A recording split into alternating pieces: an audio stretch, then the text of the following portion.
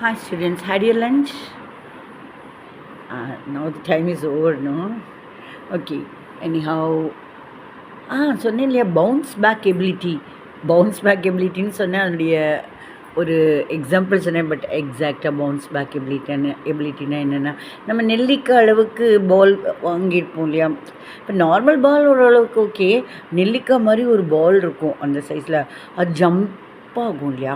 இப்போ அதை வந்து நம்ம மொல்லமாக இப்படி கீழால் தட்டினோம்னா அந்த அளவுக்கு மேலே ஒன்று தெரியாது தம் அப்படி நினச்சிட்டு சில பேர் நம்ம பொதுவாக எல்லாரோட அந்த அண்டர் எஸ்டிமேஷன் ஈஸியாக போட்டுருவாங்க உலகம் இல்லையா? உலகம்னு இல்லை, அவங்கவுங்க அறியாமையினால நம்மளை தெரியாமல் போயிடும் இல்லையா? சரி, ஆக்சுவலாக அந்த சின்ன நெல்லிக்காய் மாதிரி இருக்கிற பால் வந்து ஜம்பிங் பால் இல்லையா? அது எந்த அளவுக்கு நீ கீழே அவங்க தட்டுறவங்க அந்த அளவுக்கு 9 times மேலே வரும்.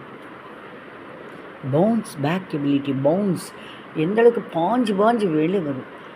பவுன்ஸ் பேக் எந்த அளவுக்கு நீ பவுன்ஸ் ஆகி கீழே போடுற அந்தளவுக்கு பவுன்ஸ் ஆகி மேலே வரும் இல்லையா?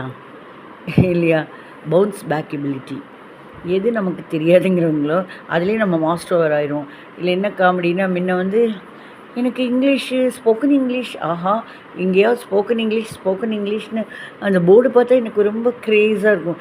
ஆனால் பார்த்தா நானே எக்ஸ்பர்ட்ஸ்